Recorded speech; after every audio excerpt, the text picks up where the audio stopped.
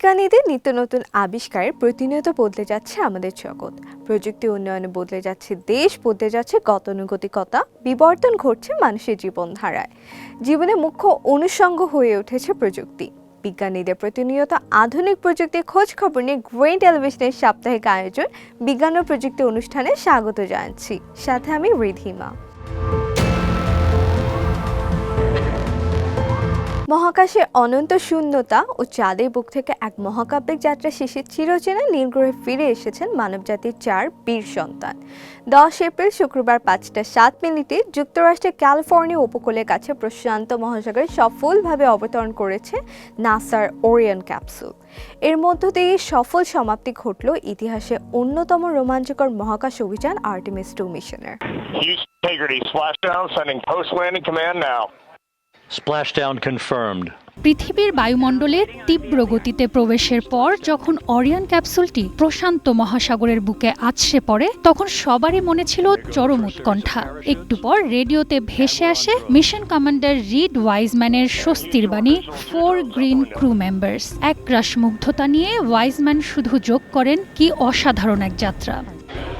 We are expecting the other crew members momentarily. Bangladesh সময় গত 2 April ফ্লোরিডার কেপ ক্যানারভেল থেকে এই 4 নভোচারী যখন যাত্রা শুরু করেছিলেন, তখন তাদের কাঁধে ছিল এক ঐতিহাসিক দায়িত্ব। 1972 সালের অ্যাপোলো 17-এর পর এই প্রথম কোনো মানুষ চাঁদের এত কাছাকাছি গেল। শুধু তাই নয়, পৃথিবী থেকে 4,06,771 কিলোমিটার দূরে গিয়ে 1970 সালের অ্যাপোলো 13 মিশনের গড়া মানুষের সবচেয়ে দূরবর্তী মহাকাশ যাত্রার রেকর্ডটিও তারা ভেঙে দিয়েছে। আর্টেমিস 2 মিশনটি মূলত ভবিষ্যতের চন্দ্রাভিযানগুলোর জন্য একটি পরীক্ষামূলক উড্ডয়ন ছিল। সেই পরীক্ষায় অরিয়ন ক্যাপসুল লেটার মার্কস নিয়ে পাশ করেছে। তবে এর বাইরেও মিশনের বেশ কিছু দারুণ বৈজ্ঞানিক উদ্দেশ্য ছিল। আমরা পৃথিবী থেকে চাঁদকে কেবল ধূসর রঙেই দেখি, কিন্তু নভোচারীরা চাঁদের খুব কাছে গিয়ে দেখেছেন এর আসল রূপ। ধূসর রঙের বাইরেও চাঁদের বুকে তারা সবুজ, বাদামি এবং কমলা রঙের চমৎকার সব আভা দেখেছেন, বিশেষ করে চাঁদের উল্টো পিঠে, যা এর আগে মানুষ কখনো চোখে সরাসরি দেখার সুযোগ পায়নি। যখনই একই ফ্রেমে চাঁদ এবং পৃথিবী ধরা দিচ্ছিল, তখনই তৈরি হচ্ছিল এক অদ্ভুত পরিস্থিতি। পৃথিবী থেকে প্রতিফলিত সূর্যের আলো চাঁদের উপর পড়ে এক জাদুকরী দৃশ্যের জন্ম দিচ্ছিল। অরিয়ন ক্যাপসুলের জানালা দিয়ে আসা পৃথিবীর আলো এতই তীব্র ছিল যে নভোচারীদের একটি বাড়তি শার্ট দিয়ে জানালা ঢেকে রাখতে হয়েছিল। চাঁদের পেছনে থাকার সময় নভোচারীরা এমন এক সূর্যগ্রহণ দেখেছেন যা পৃথিবী থেকে দেখা অসম্ভব। বিশাল চাঁদের দিগন্তের পেছনে সূর্যটাকে তখন ছোট্ট একটি বিন্দুর মতো মনে হচ্ছিল। চাঁদের বুকে উল্কাপিণ্ড আছড়ে পড়ার সাময়িক আলোর ঝলকানিগুলো দেখা এই মিশনের অন্যতম বৈজ্ঞানিক উদ্দেশ্য ছিল। ভবিষ্যতের মিশনগুলোতে চাঁদের বুকে নভোচারীদের জন্য উল্কাপাত কতটা ঝুঁকির কারণ হতে পারে তা বুঝতে এই পর্যবেক্ষণ দারুণ কাজে লাগবে। আর্টেমিস 2 মিশনের এই দুর্দান্ত সাফল্যের পর সবার চোখ এখন ভবিষ্যতের দিকে। আর্টেমিস 3 মিশনটি 2027 সালে অনুষ্ঠিত হওয়ার কথা রয়েছে, তবে সম্প্রতি এর পরিকল্পনায় কিছুটা পরিবর্তন এসেছে। এই মিশনের নভোচারীরা চাঁদে নামবে না, বরং পৃথিবীর কক্ষপথে লুনার ল্যান্ডারের সঙ্গে ডকিং করার কৌশল পরীক্ষা করবেন। এরপর 2028 সালে আর্টেমিস 4 মিশনে মানুষ আবারও চাঁদের বুকে পা রাখবে বলে আশা করা যাচ্ছে। নাসা এবং অন্যান্য মহাকাশ সংস্থাগুলোর এখন মূল লক্ষ্য চাঁদের বুকে মানুষের একটি স্থায়ী বেস তৈরি করা। চীনও ঠিক একই স্বপ্ন দেখছে। বিজ্ঞানীরা আশা করছেন কয়েক দশকের মধ্যেই আন্তর্জাতিক মহাকাশ স্টেশনে যাওয়ার মতোই চাঁদে যাওয়াটা মানুষের জন্য একটি রুটিন যাত্রায় পরিণত হবে। আর্টেমিস 2 মিশনের নভোচারীরা চাঁদের উল্টো পিঠ থেকে যে ছবি ও অভিজ্ঞতা নিয়ে পৃথিবীর বুকে ফিরেলেন তা সন্দেহাতীতভাবেই আমাদের মহাকাশ ভাবনায় নতুন করে প্রাণ সঞ্চার করেছে। প্রশান্ত মহাসাগরের বুকে এই স্প্ল্যাশডাউন শুধু 4 জন মানুষের ঘরে ফেরায় নয়, বরং একটি অসীম মহাকাশ জয়ের পথে মানবতার এক নতুন অধ্যায়ের শুভ সূচনা। Welcome back. Welcome home. পৃথিবীতে কত আশ্চর্য বিষয় না ছড়িয়ে আছে। এসব তথ্য না জানলেও হয়তো আপনার বিশেষ ক্ষতি নেই, তবে আপনি যদি কিঞ্চিত বিজ্ঞান মনস্ক হন তবে এইসব তথ্য জেনে নিশ্চিতভাবে পুলকিত হবেন। আর নতুন কোনো মজার তথ্য জানার নিখাদ আনন্দের সঙ্গে কি অন্য কিছু তুলনা চলে? চলুন জেনে নেওয়া যাক বিজ্ঞান জগতের মজার আশ্চর্যজনক কিছু তথ্য। মেরু ভল্লুক আদতে সাদা নয়, তাদের সাদা লোমের নিচে থাকা ত্বক সম্পূর্ণ কালো। কুইকস্যান্ড বা চোরাবালি থেকে বের হওয়া বেশ সহজ। চোরাবালির ঘনত্ব মানুষের শরীরের চেয়ে বেশি, তাই এতে সম্পূর্ণ ডুবে যাওয়া প্রায় অসম্ভব। মানুষ সাধারণত আতঙ্কে বেশি ও ভুলভাবে নাড়াচাড়া করার কারণে চোরাবালিতে বেশি আটকে যায়। এখান থেকে বের হওয়ার জন্য বসে বা মুখ ওপরের দিকে দিয়ে শুয়ে হাত চোরাবালির বাইরে রেখে ধীরে ধীরে পা দোলাতে বা ঝাঁকাতে হবে।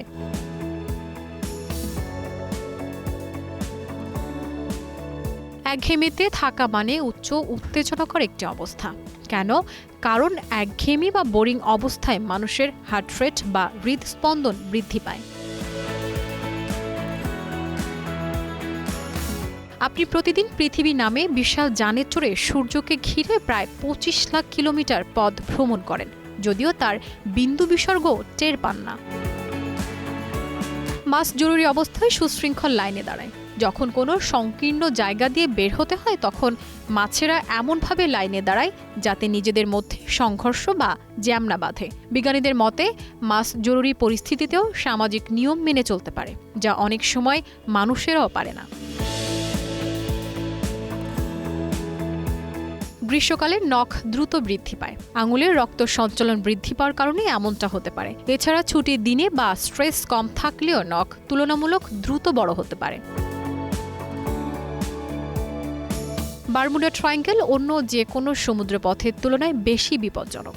এ কথা জোর দিয়ে বলার কোনো বৈজ্ঞানিক উপায় নেই। 20 শতকে এর রহস্যজনক খ্যাতি তৈরি হলেও বাস্তবে এখানে দুর্ঘটনার সংখ্যা বিশ্বের অন্যান্য ব্যস্ত সমুদ্র পথের তুলনায় উল্লেখযোগ্যভাবে বেশি নয়।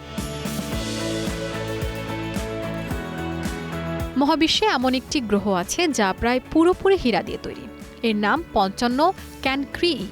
এটি পৃথিবীর প্রায় দ্বিগুণ বড় এবং আমাদের থেকে প্রায় 40 আলোকবর্ষ দূরে ক্যান্সার নক্ষত্র মণ্ডলীতে অবস্থিত।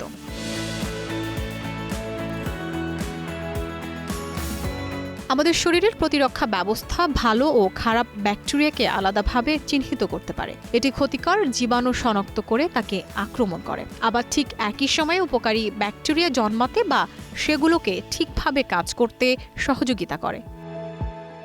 বর্তমানে স্মার্টফোন আমাদের জীবনে অবিচ্ছেদ্য অংশ, কিন্তু অনেকেই না বুঝেই ফোনে গুচ্ছ গুচ্ছ অ্যাপ ইনস্টল করে ফেলেন।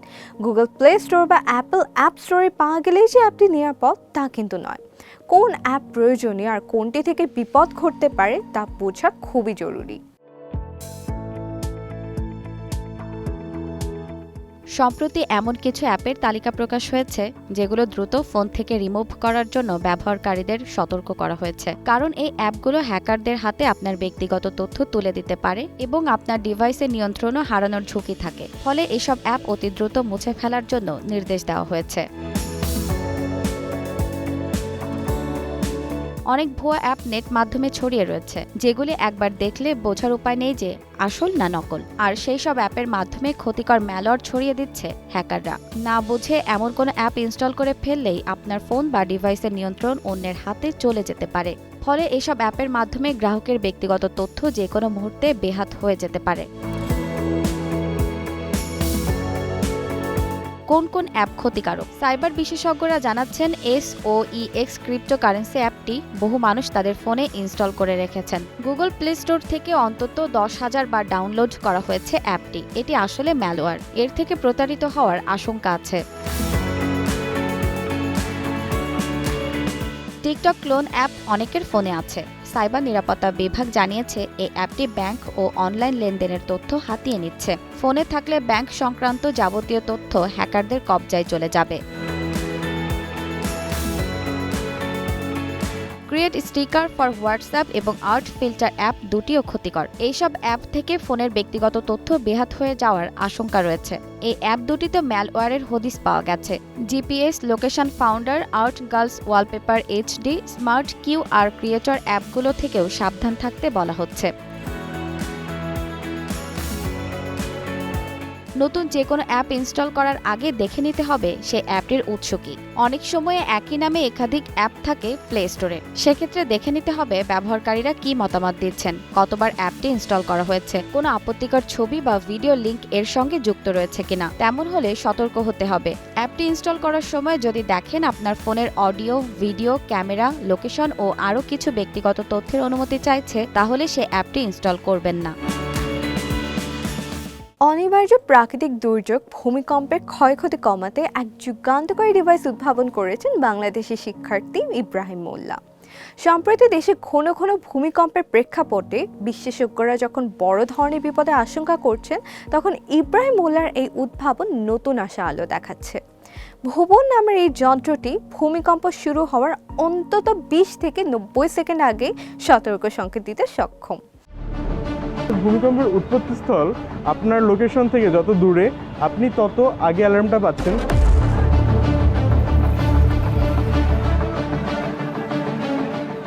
আপনার বাসার পাশ থেকে ড্যাফোডিল ইনস্টিটিউট অফ আইটির ইব্রাহিম মোল্লার দাবি, 20 থেকে 90 সেকেন্ডের মধ্যে আগাম প্রস্তুতি নিলে বড় ধরনের প্রাণহানি ও বিপর্যয় এড়ানো সম্ভব হবে। দীর্ঘ 1.5 বছরের গবেষণায় তৈরি এই ডিভাইসটি মূলত অভ্যন্তরে সৃষ্ট সিসমিক ওয়েভ বিশ্লেষণ করে কাজ করে। ছোটবেলা থেকে দেখে আসছি যে ভূমিকম্প যখন হয়, উদ্ভাবক ইব্রাহিম মোল্লা জানান, পশু পাখিরা যেভাবে ভূমিকম্পের আগে টের পায়, তার এই ডিভাইসটিও একইভাবে ভূমিকম্পের প্রাইমারি ওয়েভ শনাক্ত করতে পারে। সাধারণ মানুষ যে ঝাঁকুনি অনুভব করে সেটি হলো সেকেন্ডারি ওয়েভ। ক্ষতিকর এই ঝাঁকুনি আসার আগেই ডিভাইসটি 30 সেকেন্ড ধরে বিকট সাইরেন বাজিয়ে মানুষকে সতর্ক করে দেয়। ভূমিকম্পের আগে কিছু পশু পাখি টের পায়, ওরা মূলত প্রাইমারি ওয়েভটা ডিটেক্ট করতে পারে। এটা খুব অল্প একটা। ইব্রাহিম মোল্লা আরও জানান, ইন্ডাস্ট্রিয়াল টেস্টিং এ ডিভাইসটি প্রায় 100% সফল হয়েছে। বর্তমানে এটি শুধু স্থাপনার ভেতরে ব্যবহার উপযোগী হলেও সরকারি সহায়তায় যদি এটি ফ্রন্টলাইন বা মাটির গভীরে স্থাপন করা যায়, তবে 2 মিনিট পর্যন্ত আগাম সতর্কবার্তা পাওয়া সম্ভব। তিনি এই প্রযুক্তিটি দেশের মানুষের জানমাল রক্ষায় সরকারকে বিনামূল্যে উপহার দিতে চান। ইতিমধ্যে এই উদ্ভাবনের স্বীকৃতি হিসেবে বুয়েট এবং MISTর মতো শীর্ষস্থানীয় প্রতিষ্ঠান থেকে পুরস্কার পেয়েছেন ইব্রাহিম। তৈরি করা হয়েছে এবং এই মেশিনটা খুব সহজেই ইনস্টল করা সম্ভব। জাস্ট এই মেশিনটা আপনার বাসার কোনো স্থির দেওয়ালে, যেমন আমরা কলিং বেল সেট করি, একটা প্রেকে ঝুলিয়ে দিবেন এবং একটা 2-পিন সকেটে প্লাগ করে দিবেন এবং কোনো ইন্টারনেট কানেকশন প্রয়োজন নেই। তরুণ এই উদ্ভাবকের লক্ষ্য সরকার পৃষ্ঠপোষকতা ডিভাইসটি বাণিজ্যিকভাবে উৎপাদন করে বিশ্ব দরবারে বাংলাদেশের প্রযুক্তিগত সক্ষমতা তুলে ধরা। দেশের মানুষের নিরাপত্তার স্বার্থে ভুবন প্রজেক্টের পুরো কারিগরি সহায়তা দিতে তিনি প্রস্তুত রয়েছেন। এক্সপার্টাইজ নিয়ে এগিয়ে আসতে হবে এবং যেখানে আমরা যে বাংলাদেশের সমস্যাগুলো ফেস করি, আমার কোনো এক্সপার্টাইজ সেটা কি কাজে লাগাতে পারি কিনা সেই সমস্যা সলভ করতে, সেটাই আর কি মেইন টার্গেট এবং সমস্যার সমাধানের জন্যই ভবিষ্যতে কাজ করার পরিকল্পনা থাকবে। এবার ছোট্ট একটি বিরতিতে যাচ্ছি, ফিরে এসে জানাবো মানুষের মস্তিষ্কে কোষ দিয়ে তৈরি জীবন্ত ডেটা সেন্টার সম্পর্কে।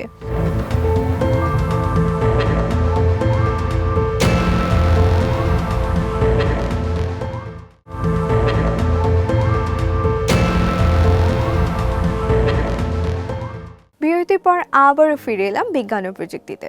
দর্শক, এবার চলুন জেনে নেই ফেনীর আব্দুল হান্নানের উদ্ভাবিত প্রযুক্তি ব্যবহারে 30% জ্বালানি সাশ্রয় কিভাবে সম্ভব।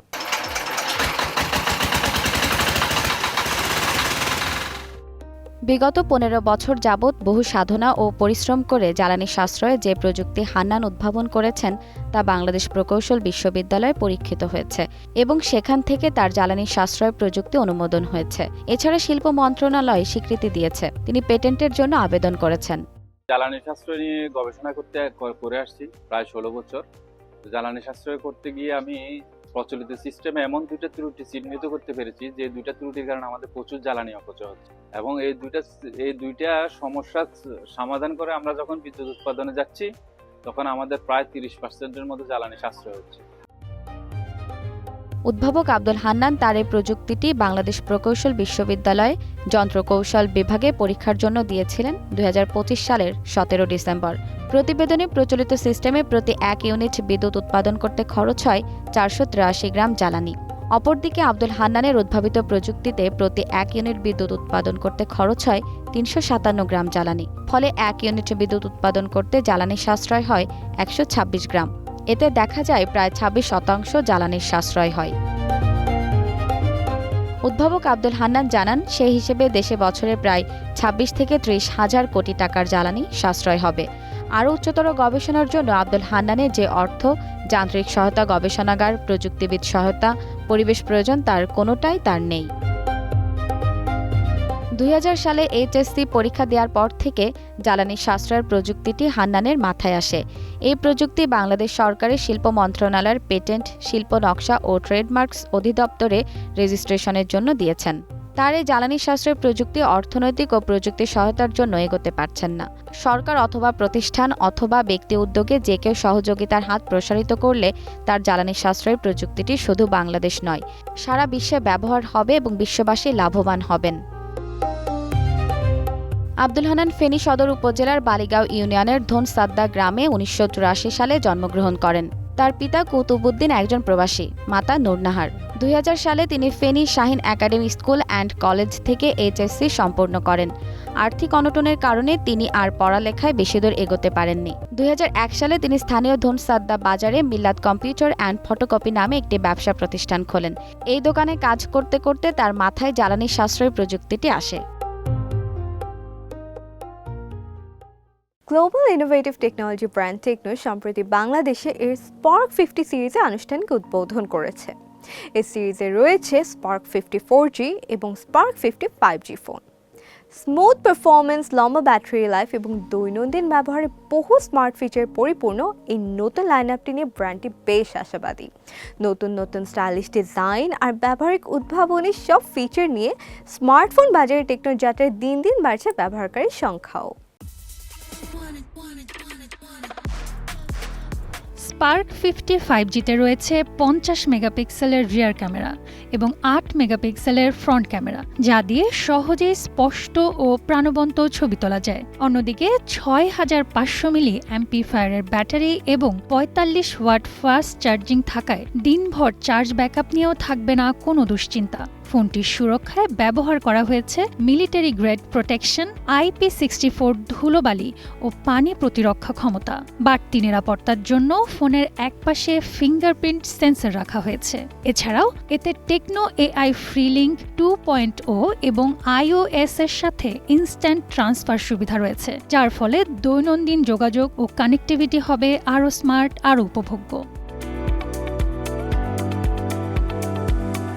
5G মডেলের পাশাপাশি টেকনোর সিরিজে থাকছে স্পার্ক 50 4G, যা মূলত দৈনন্দিন ব্যবহারে নির্ভরযোগ্য পারফরম্যান্সের জন্য ভালো হবে। হেলিও G81 প্রসেসরে চালিত এই ফোনটিতে আছে 120 হার্জ রিফ্রেশ রেট সহ 6.78 ইঞ্চি HD ডিসপ্লে, 50 মেগাপিক্সেলের রিয়ার ক্যামেরা এবং 8 মেগাপিক্সেল ফ্রন্ট ক্যামেরা। ব্যাটারির দিক দিয়ে ফোনটি 5G সংস্করণের থেকে এগিয়ে আছে। 7000 মিলি অ্যাম্পিফায়ার ব্যাটারি থাকায় স্পার্ক 50 4G ফোনটি সহজেই টানা অনেকটা সময় চালানো যায়। Dual stereo speaker, IP64 protection, 1.8 metre drop resistance, AI remote control, Tecno AI FreeLink 2.0 এবং সিগন্যাল এনহ্যান্সমেন্ট চিপ ইত্যাদি সুবিধা রয়েছে। বাজারে স্পার্ক 50 4G পাওয়া যাবে 4GB প্লাস 128GB ভ্যারিয়েন্ট 17,499 টাকায় এবং 6GB প্লাস 128GB ভ্যারিয়েন্ট 19,999 টাকায়। অন্যদিকে স্পার্ক 50 5G আসছে 6GB প্লাস 128GB কনফিগারেশনে 23,999 টাকায়। নিখুঁত ডিসপ্লে, উচ্চমানের ক্যামেরা, টেকসই ডিজাইন এবং স্মার্ট ফিচার ইত্যাদি সব কিছু মিলে স্পার্ক 50 সিরিজটি বাংলাদেশের ক্রেতাদের জন্য স্টাইলিশ ও পারফরমেন্স ভিত্তিক স্মার্টফোনের ক্ষেত্রে টেকনোর অবস্থানকে আরও জোরদার করে তোলে। চীন যেখানে দ্রুত শিল্পায়নের ফলে প্লাস্টিক একদিকে অর্থনীতি ভিত্তি এবং অন্যদিকে পরিবেশগত চ্যালেঞ্জ হয়ে উঠেছে, সেখানে নতুন একটি ডিজিটাল অনুসরণ ব্যবস্থা বর্জ্য ব্যবস্থাপনায় বড় পরিবর্তন আনছে। চীনের দাও, লোভেরে এবং দেলিয়ানের মতো প্রতিষ্ঠানের সম্মিলিত উদ্যোগে চালু হওয়া এই প্রকল্পটি দেখাচ্ছে কিভাবে দেশটি অত্যাধুনিক প্রযুক্তি প্লাস্টিক বর্জ্যের পুরো প্রক্রিয়া চক্রে স্বচ্ছতা নিশ্চিত করতে পারে এবং পরিবেশ রক্ষায় ভূমিকা রাখতে পারে। চীন যেখানে দ্রুত শিল্পায়নের ফলে প্লাস্টিক একদিকে অর্থনীতির ভিত্তি এবং অন্যদিকে পরিবেশগত চ্যালেঞ্জ হয়ে উঠেছে, যেখানে নতুন একটি ডিজিটাল অনুসরণ ব্যবস্থা বর্জ্য ব্যবস্থাপনায় বড় পরিবর্তন আনছে। চীনের দাও, লেভেরে এবং দেলিয়ানের মতো প্রতিষ্ঠানের সম্মিলিত উদ্যোগে চালু হওয়া এই প্রকল্পটি দেখাচ্ছে কিভাবে দেশটির অত্যাধুনিক প্রযুক্তি প্লাস্টিকের বর্জ্য পুরো প্রক্রিয়া চক্রে স্বচ্ছতা নিশ্চিত করতে পারে এবং পরিবেশ রক্ষায় ভূমিকা রাখতে পারে। চীনের এই নতুন ডিজিটাল ব্যবস্থাটি সাংহাইয়ের মতো শহুরে কেন্দ্রগুলোতে শুরু হয়েছে, যেখানে কৃত্রিম বুদ্ধিমত্তা নির্ভর যন্ত্রগুলো পরিত্যক্ত প্লাস্টিক শনাক্ত করে এবং একটি ডিজিটাল তথ্যধারা তৈরি করে। এরপর বর্জ্য সংগ্রহ, বাছাই, চূর্ণ এবং পুনঃপ্রক্রিয়াকরণের প্রতিটি ধাপে কিউআর কোডের মাধ্যমে তথ্য সংরক্ষণ হয়, যা পুরো প্রক্রিয়াকে যাচাইযোগ্য করে তোলে।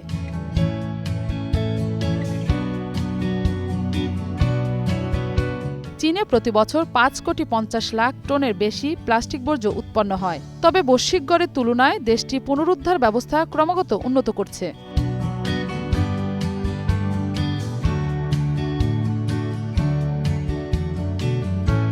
এই ধরনের উদ্ভাবনগুলি পুনর্ব্যবহৃত প্লাস্টিকের মান নির্ধারণ এবং সরবরাহ শৃঙ্খল জুড়ে গুণগত মান নিয়ন্ত্রণ উন্নত করার জন্য 2026 সাল থেকে কার্যকর হওয়া চীনের বৃহত্তর নীতিগত প্রচেষ্টার সাথে সামঞ্জস্যপূর্ণ। এই ধরনের ডিজিটাল স্বচ্ছতা ব্যবস্থা পুনর্ব্যবহৃত উপকরণের নিরাপদ ব্যবহারে নিশ্চিত করছে এবং নতুন কাঁচামালের ওপর নির্ভরতা কমাতে সহায়তা করছে। এই প্ল্যাটফর্মটি ভোক্তাদের আস্থা ও অংশগ্রহণও বৃদ্ধি করছে। ভোক্তারা তৈরি পণ্য স্ক্যান করে পুনর্ব্যবহৃত উপকরণে উৎসাহ দেখতে পাচ্ছেন। কৃত্রিম বুদ্ধিমত্তা, নীতিগত সমন্বয় এবং শিল্প ব্যবস্থাপনার সমন্বয়ে চীন দেশটি প্রচলিত বর্জ্য ব্যবস্থা থেকে সরে এসে একটি সম্পূর্ণ সমন্বিত চক্রাকার ব্যবস্থার দিকে এগোচ্ছে। বিশ্বে প্লাস্টিকের চাহিদা বাড়তে থাকায় চীনের এই স্বচ্ছ, দক্ষ ও বৃহৎ পরিসরের মডেল পরিবেশ রক্ষায় একটি কার্যকর পথ দেখাচ্ছে। এই উদ্যোগ চীনের ক্রমবর্ধমান ইতিবাচক বৈশ্বিক প্রভাবের প্রতিফলন। বিশ্বব্যাপী প্লাস্টিকের চাহিদা বাড়তে থাকায় চীনের এই পদ্ধতি, যেখানে স্বচ্ছতা, দক্ষতা এবং বৃহৎ পরিসরে বাস্তবায়নের উপর জোর দেওয়া হয়, এটি শিল্প প্রবৃত্তি ও পরিবেশগত দায়বদ্ধতার মধ্যে ভারসাম্য রক্ষার একটি মডেল হিসেবে সামনে আসছে, যা বৈশ্বিক টেকসই শাসন ব্যবস্থা একটি গঠনমূলক শক্তি হিসেবে চীনের ভূমিকাকে আরও শক্তিশালী করছে। ফোরিন টেলিভিশনের সাপ্তাহিক আয়োজন বিজ্ঞান ও প্রযুক্তি অনুষ্ঠানে আজ এই পর্যন্তই। আগামী সপ্তাহে ফিরে আসবো প্রযুক্তি আরও নতুন নতুন উদ্ভাবনের খবর নিয়ে। আর সে পর্যন্ত ফোরিন টিভি নিউজ ও অন্যান্য আয়োজন দেখতে চোখ রাখুন আমাদের ওয়েবসাইট, ইউটিউব ও ফেসবুকে।